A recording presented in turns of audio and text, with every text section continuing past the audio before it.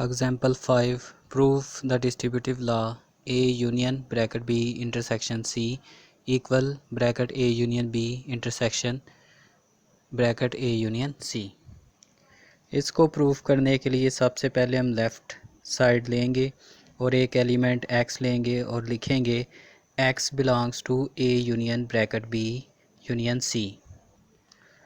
अब तक हमें पता चल गया कि हम यूनियन को और ऑपरेटर में चेंज कर सकते हैं, तो हम लिखेंगे x बिलोंग टू A और x belong to bracket B intersection C। अब यहाँ से दो केसेस बन गए हैं, x एलिमेंट है A का और x एलिमेंट है B इंटरसेक्शन C का। केस 1 में हम सपोज करते हैं x बिलोंग टू A और राइट साइड पे जो ब्रैकेट्स हैं A यूनियन B और A यूनियन C इनको लेंगे। चूँकि x बिलोंग टू A तो x belong to A union B and x belong to A union C, यानी x A यूनियन B और A यूनियन C दोनों से बिलोंग करेगा क्योंकि इनमें A सेट मौजूद है, तो x A से ताल्लुक़ रखता है। जब x दोनों यूनियन से बिलोंग करता है, यूनियन B से भी और A यूनियन C से भी, तो हमें पता है एंड को हम इंटरसेक्शन एंड ऑपरेटर को इंटरसेक्शन में चेंज कर सकते हैं। तो हम लिख सकते हैं x belongs to A union B intersection A union C। अब हम सेकंड केस लेंगे जिसमें x belong to B intersection C है। इंटरसेक्शन को हम एंड ऑपरेटर में चेंज कर सकते हैं, तो हम लिख सकते हैं x belong to B and x belong to C। अगर x B से बिलोंग करता है तो x A यूनियन B से भी बिलोंग करेगा, और अगर x C से बिलोंग करता है तो x A यूनियन C से भी बिलोंग करेगा। तो इसका मतलब x A यूनियन B से भी बिलोंग करता है और A यूनियन C से भी बिलोंग करता है। जब x दोनों यूनियन से बिलोंग करता है तो इसका मतलब इनके इंटरसेक्शन से भी बिलोंग करता है, यानी x belong to A union B intersection A union C। हमने दोनों केसेस में देखा x जो है वो A यूनियन B और A यूनियन C के इंटरसेक्शन से बिलोंग करता है, और शुरू में हमने सपोज किया था x belong to A union bracket B intersection C। लिहाजा हम कह सकते हैं A union bracket B intersection C subset है A union B intersection A union C का। तो ये हमारा रिज़ल्ट 1 आ गया। अब हम कन्वर्सली सपोज़ करेंगे और अपने क्वेश्चन की राइट साइड को लेकर सपोज़ करेंगे। सपोज़ किया x एलिमेंट है bracket A union B intersection A union C का, तो हम इनके बिटवीन इंटरसेक्शन को एंड में चेंज कर लेंगे x belongs to A union B and x belong to A union C। अब यहाँ से हम दो केसेस लेंगे, x एलिमेंट है A का एंड x एलिमेंट नहीं है A का। तो फर्स्ट केस में x एलिमेंट है A का, तो इसका मतलब है x एलिमेंट होगा A union B intersection C, जो कि क्वेश्चन की लेफ़्ट साइड है। अब हम सपोज़ करते हैं x एलिमेंट नहीं है A का। जब x एलिमेंट नहीं है A का और x एलिमेंट हो A यूनियन B का, तो इसका मतलब x B का एलिमेंट है लेकिन A का एलिमेंट नहीं है। ये ऊपर हम सपोज़ कर चुके हैं कि x एलिमेंट है A यूनियन B का, तो अभी जो हमने केस फ़र्ज़ किया है उसमें x एलिमेंट नहीं है A का, तो B का एलिमेंट होगा। और हमने ऊपर ये भी देखा कि x एलिमेंट है A यूनियन C का, लेकिन यहाँ हमारी सपोजिशन में x एलिमेंट नहीं है A का, तो इसका मतलब है x C का एलिमेंट है। तो यहाँ से हम कंक्लूड करते हैं कि x B का एलिमेंट है और C का एलिमेंट है, लिहाजा x B और C के इंटरसेक्शन का भी एलिमेंट है। जब x B और C के इंटरसेक्शन का एलिमेंट है तो ये x एलिमेंट होगा A union B intersection C। दोनों केसेस में हमने देखा x एलिमेंट है A union bracket B intersection C का, लिहाजा हमारी राइट साइड जो थी A union B intersection A union C subset है A union B intersection C का। तो रिज़ल्ट 1 और 2 से ये प्रूफ हो जाता है एक साइड दूसरी का सबसेट है और दूसरी साइड पहली का सबसेट है, तो लिहाजा ये इक्वल भी हैं, यानी A union bracket B intersection C equal है A union B intersection A union C। Example 6 for any set A and B if A subset B then prove A intersection B is equal to A and A union B is equal to B. First part को prove करते हैं जो कि है A intersection B equal A. तो suppose करते हैं let x element A intersection B. X A intersection B का एलिमेंट है, तो मतलब ये दोनों में कॉमन होने की वजह से दोनों का एलिमेंट होगा। एक्स एलिमेंट है ए का एंड एक्स एलिमेंट है बी का। तो यहाँ से हम ख़ास तौर पे हम ये सपोज कर सकते हैं कि एक्स एलिमेंट है ए का। ऊपर हमारी जो सपोजिशन है उसमें हमने लेट किया एक्स एलिमेंट है ए इंटरसेक्शन बी का, और यहाँ हम पर्टिकुलर ले रहे हैं एक्स एलिमेंट है ए का। तो दोनों के एलिमेंट हैं, इस वजह से हम कह सकते हैं ए इंटरसेक्शन बी सबसेट है ए का। अब कन्वर्सली इसको प्रूव करेंगे। लेट एक्स एलिमेंट है ए का देन एक्स एलिमेंट है बी का। क्योंकि ए सबसेट है बी का, लिहाजा जो ए का एलिमेंट है वो बी का भी एलिमेंट होगा। तो यहाँ से हम कह सकते हैं एक्स दोनों का एलिमेंट है। जब दोनों का एलिमेंट है तो इसका मतलब है कि दोनों के इंटरसेक्शन का भी एलिमेंट होगा, लिहाजा एक्स एलिमेंट है ए इंटरसेक्शन बी। तो ऊपर रिज़ल्ट 1 और रिज़ल्ट 2 में एक साइड दूसरी का सबसेट है और दूसरी पहली का, तो लिहाजा ये इक्वल है, यानी ए इंटरसेक्शन बी इक्वल है सेट ए के। Part B prove A union B equal B when A is a subset of B. यहाँ हम सपोज करेंगे एक्स एलिमेंट है ए यूनियन बी का, यानी लेफ़्ट साइड का एक एलिमेंट सपोज करेंगे।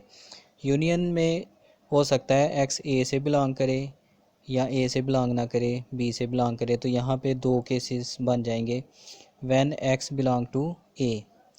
तो चूँकि ए सबसेट है बी का, तो X belong to A then X also belong to B. अब दूसरा केस ये है कि when X does not belong to A.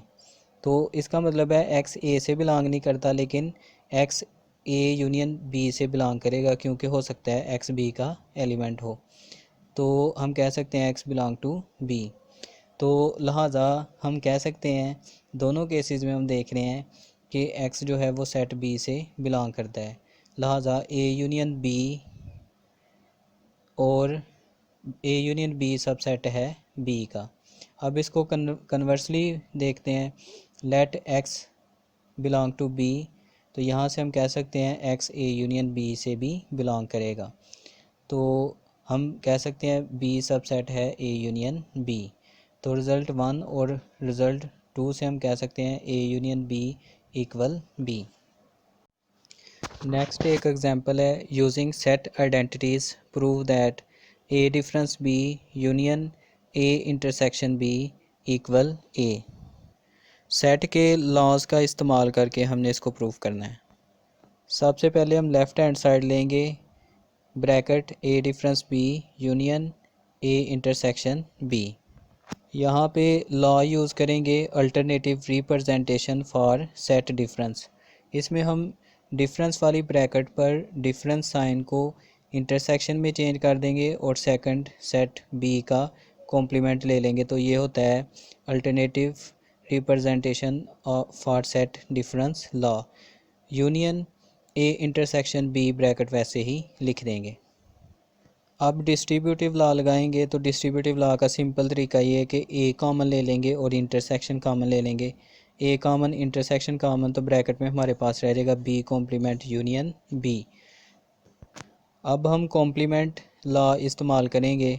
तो ब्रैकेट में बी का कॉम्प्लीमेंट और सेट बी दोनों का यूनियन यूनिवर्सल सेट के बराबर होता है, और अगर इंटरसेक्शन होता तो फिर वो एम्प्टी सेट होता। लेकिन यहाँ पे यूनियन है, तो बी कॉम्प्लीमेंट यूनियन बी बराबर है यूनिवर्सल सेट। यूनिवर्सल सेट का किसी सेट के साथ इंटरसेक्शन लिया जाए या यूनियन लिया जाए तो उसे आइडेंटिटी लॉ कहते हैं। तो ए इंटरसेक्शन यूनिवर्सल सेट बराबर आ जाएगा ए, जो हमारी राइट हैंड साइड के इक्वल है। Example 7 prove that A difference bracket A difference B equal A intersection B. इसको भी सेट आइडेंटिटीज़ लॉज के ज़रिए प्रूव करना है। इसमें लेफ़्ट हैंड साइड लेंगे ए difference bracket A difference B. Difference वाली ब्रैकेट पे हम alternative representation for the set difference law लगाएंगे। और इसको याद रखने का सिंपल तरीका ये है कि ब्रैकेट में जो डिफरेंस सिंबल है उसे इंटरसेक्शन में चेंज कर दिया जाए और बी को बी का कॉम्प्लीमेंट ले लिया जाए। तो ये हमारे पास आ जाएगा A difference bracket A intersection B. अब फिर यही लॉ दोबारा दोहराना है, तो डिफरेंस साइन को हम इंटरसेक्शन में चेंज कर देंगे और इन डिफरेंस के साइन के आगे जो पूरी ब्रैकेट है उसको एक सेट समझते हुए उसका कॉम्प्लीमेंट ले लेंगे। तो ये हमारे पास हो जाएगा A intersection bracket A intersection B complement whole complement. फिर हम ब्रैकेट वाले हिस्से पे डी मॉर्गन लॉ लगा लेंगे। ए इंटरसेक्शन तो वैसे ही आ जाएगा और ब्रैकेट वाले हिस्से में A intersection B complement whole complement जब होता है तो ए का अलहदा कॉम्प्लीमेंट और इंटरसेक्शन को यूनियन में चेंज कर देंगे और बी कॉम्प्लीमेंट का अलहदा कॉम्प्लीमेंट ले लेंगे। तो ये डी मॉर्गन लॉ अप्लाई हो गया। फिर ब्रैकेट वाले हिस्से पे गौर करें, उस पे हम डबल कॉम्प्लीमेंट लॉ लगाएंगे। बी का डबल कॉम्प्लीमेंट सेट बी के इक्वल आ जाएगा। अब हम डिस्ट्रीब्यूटिव लॉ लगाएंगे। ए को इंटरसेक्शन के साथ अंदर जैसे मल्टीप्लाई करते हैं ऐसे हम अंदर हर एक के साथ अलग-अलग इंटरसेक्शन ले लेंगे। तो डिस्ट्रीब्यूटिव लॉ अप्लाई होके ये फॉर्म बन जाएगी A intersection A complement union वैसे रहेगा अब ए इंटरसेक्शन बी। तो फिर उसके बाद कॉम्प्लीमेंट लॉ लगाएंगे। ए का ए के साथ ए के कॉम्प्लीमेंट के साथ इंटरसेक्शन एम्प्टी सेट होता है, तो empty set union A intersection B वैसे ही आ जाएगा। और एम्प्टी सेट का किसी भी सेट के साथ यूनियन लें उस पर कोई फ़र्क नहीं पड़ता, वही सेट दोबारा आ जाता है, तो इसको हम कहते हैं आइडेंटिटी लॉ। तो हमारा आंसर आ जाएगा ए इंटरसेक्शन बी जो कि राइट हैंड साइड है। एग्जाम्पल 8 में हमने प्रूफ करना है A difference B difference C equal bracket A difference C difference B. Left hand side लेंगे bracket A difference B difference C. Bracket वाले हिस्से पे alternative representation of set difference law लगाएंगे। डिफरेंस की अलामत को इंटरसेक्शन में चेंज करके और बी को बी कॉम्प्लीमेंट लिख के ये लॉ लगा देंगे।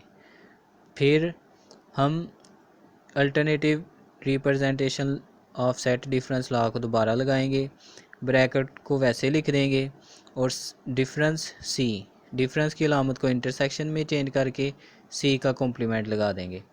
फिर उसके बाद एसोसिएटिव लॉ लगाएंगे।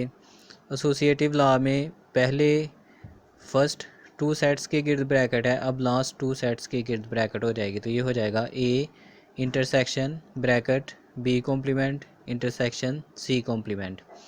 अब कम्यूटेटिव लॉ लगाएंगे। कम्यूटेटिव लॉ में हमें पता है कि हम बी को बाद में कर देंगे और सी को पहले कर देंगे। तो ये हो जाएगा A intersection bracket C complement intersection B complement. फिर एसोसिएटिव लॉ लगाएंगे, उसके मुताबिक अब ब्रैकेट फर्स्ट टू सेट के गिर्द लगा देंगे। तो ये हो जाएगा ए इंटरसेक्शन सी कॉम्प्लीमेंट, इनके गिर्द ब्रैकेट लग गई इंटरसेक्शन बी कॉम्प्लीमेंट। फिर हम alternative representation of set difference law लगाएंगे। ब्रैकेट में इंटरसेक्शन जो है उसे डिफरेंस में बदल देंगे और सी का कॉम्प्लीमेंट ख़त्म कर देंगे और ये स्टेप बन जाएगा A difference C intersection B complement. फिर दोबारा यही लॉ लगाएंगे और ब्रैकेट तो सेम आ जाएगी और बी कॉम्प्लीमेंट बी में चेंज हो जाएगा और इंटरसेक्शन डिफरेंस में चेंज हो जाएगा। तो ये हमारी लेफ़्ट हैंड साइड के इक्वल आ जाएगा, यानी A difference C difference B. Example 9 simplify B complement union B complement difference A whole complement. सबसे पहले हम इसमें ब्रैकेट वाले हिस्से पर alternative representation for set difference law लगाएंगे। इसके लिए ब्रैकेट में जहाँ डिफरेंस है, डिफरेंस को इंटरसेक्शन में चेंज कर देंगे और उससे आगे सेट का कॉम्प्लीमेंट ले लेंगे। तो ये हो जाएगा B complement union bracket B complement intersection A complement whole complement. फिर डी मॉर्गन लॉ लगाएंगे तो सारे का कॉम्प्लीमेंट है तो बी कॉम्प्लीमेंट पर अलहदा कॉम्प्लीमेंट ले लेंगे और यूनियन को इंटरसेक्शन में चेंज कर देंगे और ब्रैकेट का अलहदा कॉम्प्लीमेंट ले लेंगे। फिर डबल कॉम्प्लीमेंट लॉ भी लगा देंगे और डी मॉर्गन लॉ भी लगा देंगे। तो बी का डबल कॉम्प्लीमेंट बी आ जाएगा इंटरसेक्शन और ब्रैकेट में डी मॉर्गन लॉ लगा देंगे, यानी बी कॉम्प्लीमेंट का अलहदा कॉम्प्लीमेंट, इंटरसेक्शन को यूनियन में चेंज कर देंगे और ए कॉम्प्लीमेंट का अलहदा कॉम्प्लीमेंट। ब्रैकेट वाले हिस्से पर डबल कॉम्प्लीमेंट लॉ लगाकर हम बी का डबल कॉम्प्लीमेंट बी लिख लेंगे, यूनियन ए का डबल कॉम्प्लीमेंट ए लिख लेंगे। तो हमारा आंसर आ जाएगा B intersection bracket B union A. अब अब्जॉर्प्शन लॉ के मुताबिक बी और बी यूनियन ए का इंटरसेक्शन बी के इक्वल आ जाएगा, क्योंकि बी यूनियन ए में बी सेट भी मौजूद है और बी के साथ जब इंटरसेक्शन लेंगे तो बी आ जाएगा। तो ये हमारा इसका आंसर आ। नेक्स्ट एग्जांपल में हमने मेंबरशिप टेबल का इस्तेमाल करके प्रूफ करना है। तो फर्स्ट पार्ट देखते हैं, A difference bracket A difference B equal A intersection B. इसे मेंबरशिप टेबल से हमने प्रूव करना है। मेंबरशिप टेबल में ए और बी की 4 पॉसिबिलिटीज़ हैं जो पहले से लिख दी गई हैं। तो पहले हम ए डिफरेंस बी का कॉलम बनाएंगे। जब हम डिफरेंस लेते हैं तो ए 1 हो और बी भी 1 हो तो डिफरेंस 0 होता है, क्योंकि ए के वो एलिमेंट लिखते हैं जो बी में ना हो, तो ये दोनों में ही है। तो ए 1 है और बी 0 है तो फिर भी 1 लिखते हैं, यानी ए का एलिमेंट ए डिफरेंस बी में शामिल होगा। और अगर ए 0 है और बी 1 है तो फिर आंसर 0 आता है, और दोनों 0 हैं तो फिर आंसर 0 आता है। इसके बाद हम A difference bracket A difference B का कॉलम बनाएंगे। ए 1 और ए डिफरेंस बी 0, फर्स्ट एलिमेंट 1 हो जाए तो आंसर 1, और दोनों 1 हो जाएं तो फिर आंसर 0, दोनों 0 हो जाएं तो फिर भी आंसर 0, और दोनों 0 हो जाए तो आंसर 0। अब हम ए इंटरसेक्शन बी का कॉलम बनाएंगे। इंटरसेक्शन में हमें पता है ए और बी दोनों 1 हों तो फिर हमारा रिज़ल्ट 1 होता है, अदरवाइज़ 0 होता है। तो A1 B1 तो ए इंटरसेक्शन B1 और बाकी तमाम कंडीशंस में 0। अब हम लास्ट 2 कॉलम्स को अगर देखें तो इसमें ये इनकी वैल्यूज़ एक जैसी हैं, तो इससे प्रूफ हो जाता है कि A difference bracket A difference B equal A intersection B. Second part में हमने डी मॉर्गन लॉ प्रूफ करना है। A intersection B whole complement equal A complement union B complement. Membership table में सबसे पहले हम ए इंटरसेक्शन बी का column बनाएंगे। इंटरसेक्शन में दोनों 1 हो तो रिज़ल्ट 1 होता है, अदरवाइज़ 0। तो फर्स्ट वैल्यू 1 आ जाएगी, सेकंड 0, थर्ड 0 और फोर्थ भी 0। अब हम ए इंटरसेक्शन बी सारे के कॉम्प्लीमेंट का कॉलम बनाएंगे।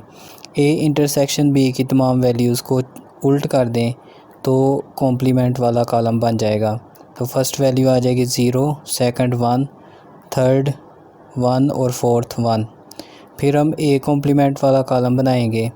ए की तमाम वैल्यूज़ को उल्ट करके ए कॉम्प्लीमेंट का कॉलम बन जाएगा। तो ये आ जाएगा 0, 0, 1, 1।